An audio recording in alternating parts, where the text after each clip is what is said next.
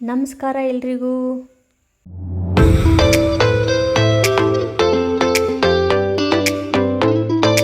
ಹಾಗಲಕಾಯಿ ರುಚಿಯಲ್ಲಿ ಕಹಿ ಇದ್ದರೂ ಹೆಲ್ತ್ಗೆ ತುಂಬ ಒಳ್ಳೆಯದು. ಇದು ಭಾರತೀಯ ತರಕಾರಿಯಾಗಿದ್ದು ಶುಗರ್ ಮತ್ತು ಡೈಜೆಷನ್ಗೆ ಹೆಲ್ಪ್ ಆಗುತ್ತೆ. ಹಾಗಲಕಾಯಲ್ಲಿ ನ್ಯೂಟ್ರಿಯೆಂಟ್ಸ್ ಮತ್ತು ವಿಟಮಿನ್ಸ್ಗಳಿರುತ್ತವೆ. ಹಾಗಲಕಾಯನ್ನು ಹಾಗಲಕಾಯಿ ಪಲ್ಯ, ಸಾರು ಅಥವಾ ಜ್ಯೂಸ್ ರೂಪದಲ್ಲಿ ಸೇವಿಸ್ಬೋದು.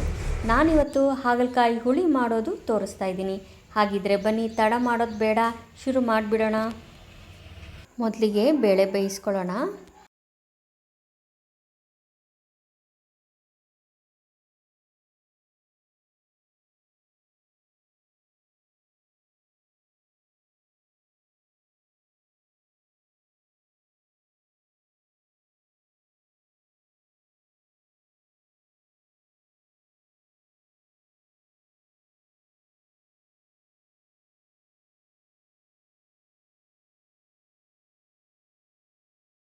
ಬೆಂದಿರೋ ಬೇಳೆನ ಒಂದ್ಸರಿ ಚೆನ್ನಾಗಿ ಮಿಕ್ಸ್ ಮಾಡಿಕೊಂಡ್ರೆ ಬೇಳೆ ತೋವೆ ರೆಡಿಯಾಗುತ್ತೆ. ಆಂಧ್ರದಲ್ಲಿ ಒಟ್ಟುಪಪ್ಪು ಅಂತಲೂ ಕರೀತಾರೆ. ಹಾಗಲಕಾಯಿ ಹುಳಿ ಜೊತೆ ಸೇರಿಸ್ಕೊಂಡು ತಿಂದರೆ ಚೆನ್ನಾಗಿರುತ್ತೆ. ಕಹಿನೂ ಕೂಡ ಅಷ್ಟು ಕಾಣೋದಿಲ್ಲ. ನೋಡಿ, ಹಾಗಲಕಾಯಿ ಎಲ್ಲ ಈ ಥರ ರೌಂಡ್ ಸ್ಲೈಸಸ್ ಆಗಿ ಕಟ್ ಮಾಡಿ ಇಟ್ಕೊಂಡಿದ್ದೀನಿ. ಈಗ ನೋಡಿ, ಈ ಹಾಗಲಕಾಯಿ ಎಲ್ಲ ಈ ಥರ ಕಟ್ ಮಾಡಿ ಇಟ್ಕೊಂಡಿದ್ದೀವಲ್ಲ ಸ್ಲೈಸಸ್ ಆಗಿ, ಇದಿಷ್ಟು ಇವಾಗ ಒಂದು ಕುಕ್ಕರ್ಗೆ ಹಾಕೊಳ್ಳೋಣ.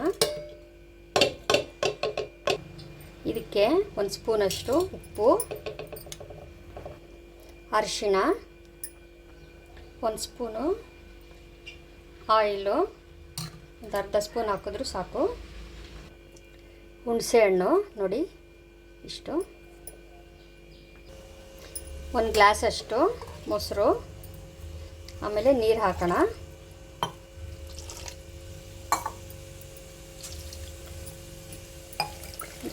ಬೇಯೋದಕ್ಕೆ ಬೇಕಾಗಷ್ಟು ನೀರನ್ನು ಹಾಕೋಣ.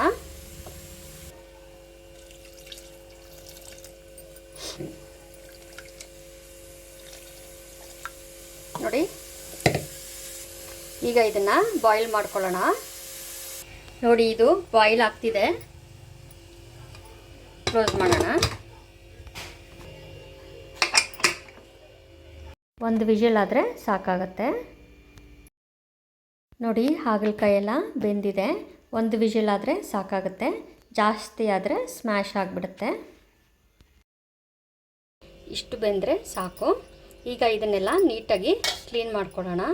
ಅಂದರೆ ಈ ಮಧ್ಯದಲ್ಲಿ ಬೀಜ ಇರುತ್ತಲ್ಲ, ಇದನ್ನೆಲ್ಲ ತೆಕ್ಕೊಬಿಟ್ಟು ಕ್ಲೀನಾಗಿ ಕ್ಲೀನ್ ಮಾಡಿಕೊಂಡು ಒಂದು ಪ್ಲೇಟಿಗೆ ಹಾಕ್ಕೊಳ್ಳೋಣ. ನೋಡಿ, ಈ ಥರ.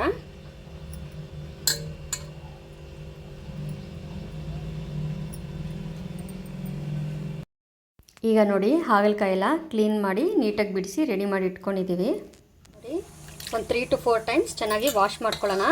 ಇಷ್ಟೆಲ್ಲ ಯಾಕೆ ಮಾಡ್ತಿದ್ದೀವಿ ಅಂದರೆ ಇದರಲ್ಲಿ ಇರೋ ಕಹಿ ಅಂಶ ಎಷ್ಟು ಸಾಧ್ಯನೋ ಅಷ್ಟು ಹೋಗುತ್ತೆ, ಕಮ್ಮಿ ಆಗುತ್ತೆ. ತಿನ್ನೋದಕ್ಕೂ ಚೆನ್ನಾಗಿರುತ್ತೆ. ಸಾರು ಮಾಡುವಾಗ ಉಪ್ಪು ಖಾರ ಹುಳಿ ಎಲ್ಲ ಹಾಕುವಾಗ ಇದರಲ್ಲಿರೋ ಕಹಿ ಅಂಶ ಎಲ್ಲ ಹೋಗ್ಬಿಡುತ್ತೆ. ಹಾಗೆ ತಿನ್ಬೋದು, ಚೆನ್ನಾಗಿರುತ್ತೆ. ಚೂರು ಕೂಡ ಕಹಿ ಇದೆ ಅಂತ ಅನಿಸೋದಿಲ್ಲ. ನೋಡಿ, ಒಂದು 3 to 4 ಟೈಮ್ಸ್ ಚೆನ್ನಾಗಿ ವಾಶ್ ಮಾಡಿಕೊಂಡು ಈ ಥರ ಎಲ್ಲ ಆ ಎಕ್ಸೆಸ್ ವಾಟರ್ ಎಲ್ಲ ತೆಗೆದುಬಿಟ್ಟು ಒಂದು ಪ್ಲೇಟಿಗೆ ಹಾಕ್ಕೊಳ್ಳಿ. ಈಗ ಎಲ್ಲ ಈ ಥರ ತೆಗೆದಿಟ್ಕೊಂಡಿದ್ದೀವಿ, ಈ ಥರ ಮಾಡಿಟ್ಕೊಂಡಿದ್ದೀವಿ. ಇವಾಗ ಒಗ್ಗರಣೆ ಹಾಕ್ಕೊಳ್ಳೋಣ. ಈಗ ಸ್ಟವ್ ಮೇಲೆ ತಪ್ಪಲೆ ಇಟ್ಟಿದ್ದೀನಿ. 2 ಸ್ಪೂನ್ ಆಯಿಲ್ ಹಾಕ್ತಾಯಿದ್ದೀನಿ.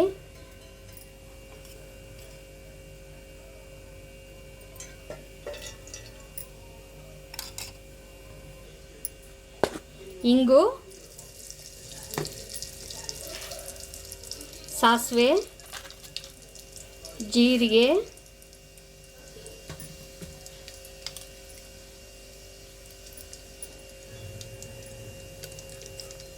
ಬೆಳ್ಳುಳ್ಳಿ, ಕರಿಬೇವು, ಒಣಮೆಣಸಿನ್ಕಾಯಿ, ಒಂದು ದೊಡ್ಡ ಸೈಜು ಈರುಳ್ಳಿ, ಅರಿಶಿಣ,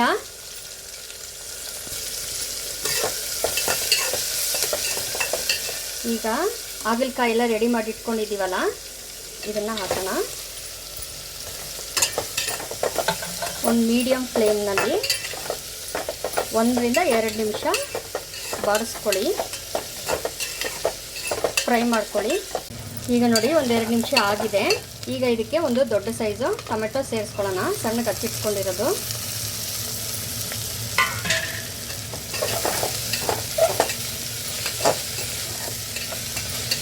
ಒಂದು ನಿಮಿಷ ಲೋ ಫ್ಲೇಮ್ನಲ್ಲಿ ಫ್ರೈ ಮಾಡ್ಕೊಳ್ಳಿ. ಈಗ ನೋಡಿ, ಈಗ ಇದು ಆಗಿದೆ.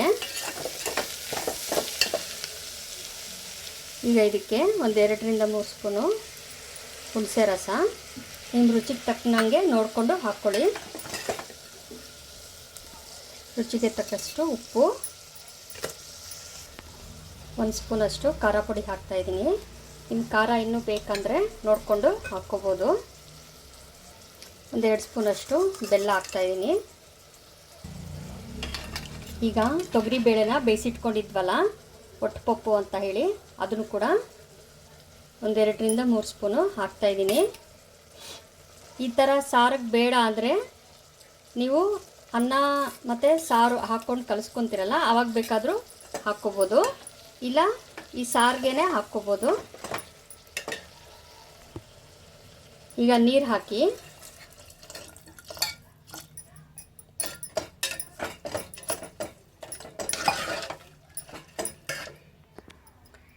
ಎರಡರಿಂದ 3 ಸ್ಪೂನು ಹಸಿ ಕೊಬ್ಬರಿ ಹಾಕಿ,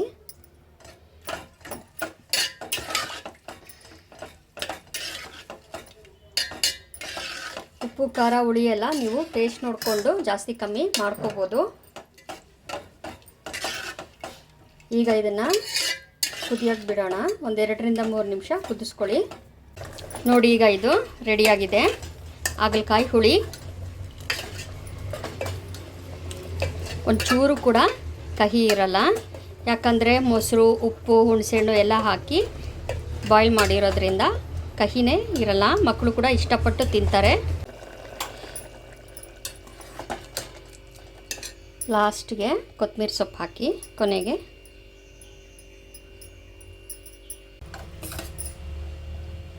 ನೋಡಿ, ಒಟ್ಟುಪಪ್ಪು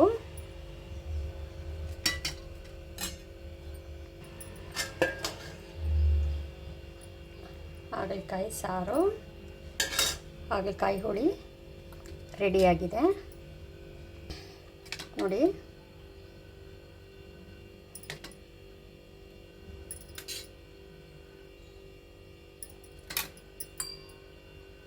ಚೂರು ತುಪ್ಪ,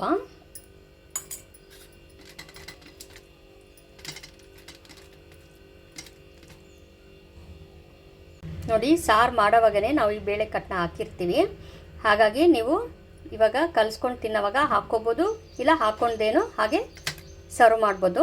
ತುಂಬ ಟೇಸ್ಟಿಯಾಗಿರುತ್ತೆ. ಹಾಗಲಕಾಯಿ ಹುಳಿ ರೆಡಿಯಾಗಿದೆ. ಈ ಬೇಳೆ ತೋವೆಗೆ ನೀವು ಒಗ್ಗರಣೆ ಕೂಡ ಹಾಕ್ಕೋಬೋದು, ಇಲ್ಲ ಹಾಗೆ ಕೂಡ ನೀವು ಸರ್ವ್ ಮಾಡ್ಬೋದು. ನೋಡಿದ್ರಲ್ವಾ, ಹಾಗಲಕಾಯಿ ಕಹಿ ಇದ್ದರೂ ಕೂಡ ಕಹಿ ಇಲ್ದಂಗೆ ಯಾವ ರೀತಿ ಮಾಡಿಕೊಂಡು ತಿನ್ಬೋದು ಅಂತ. ಹೆಲ್ತ್ಗೂ ತುಂಬ ಒಳ್ಳೆಯದು. ಹಾಗಿದ್ರೆ ನೀವು ಕೂಡ ಮನೆಯಲ್ಲಿ ಟ್ರೈ ಮಾಡಿ ಹೇಗಿದೆ ಅಂತ ಕಾಮೆಂಟ್ ಮಾಡಿ. ನಮ್ಮ ಮನೆಯಲ್ಲಿ ಹಾಗಲಕಾಯಿ ಹುಳಿ ಮಾಡಿದಾಗ ಬೇಳೆ ತೊವ್ವೆ ಅಂತೂ ಕಂಪಲ್ಸರಿ ಮಾಡ್ತೀನಿ. ಒಂದು ಹಾಗಲಕಾಯಿ ಹುಳಿ ಜೊತೆ ಸರ್ವ್ ಮಾಡೋದಕ್ಕೆ, ಇನ್ನೊಂದು ಮಾವಿನಕಾಯಿ ಉಪ್ಪಿನಕಾಯಿ ಜೊತೆ ಸರ್ವ್ ಮಾಡೋದಕ್ಕೆ. ಅದು ಹೇಗೆ ಅಂತ ನಾನು ತೋರಿಸ್ತೀನಿ ನೋಡಿ. ಬಿಸಿ ಅನ್ನಕ್ಕೆ 1 ಸ್ಪೂನಷ್ಟು ಮಾವಿನಕಾಯಿ ಉಪ್ಪಿನಕಾಯಿ ಹಾಕ್ಕೊಳ್ಳಿ,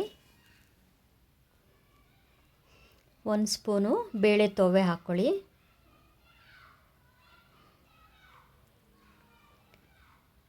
1 ಸ್ಪೂನು ತುಪ್ಪ, 1 ಚಿಟಿಕೆಯಷ್ಟು ಉಪ್ಪು. ಈಗ ಇದಿಷ್ಟು ಮಿಕ್ಸ್ ಮಾಡಿ ಸರ್ವ್ ಮಾಡಿ. ಟೇಸ್ಟ್ ಹೇಗಿದೆ ಅಂತ ನೀವೇ ಹೇಳಿ. ತುಂಬ ಚೆನ್ನಾಗಿರುತ್ತೆ.